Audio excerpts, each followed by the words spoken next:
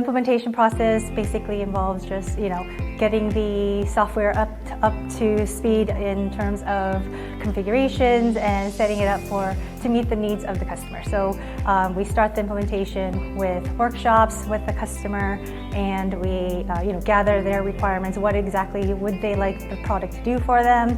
What questions and issues that they want solved by the product. And so we run through those workshops, and then we configure the system and then help them to use the product.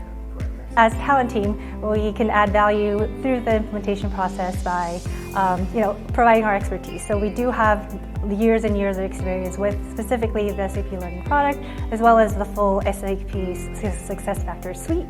And we provide our expertise, our experience with other customers or other projects, and then guiding the customer through those questions that they have.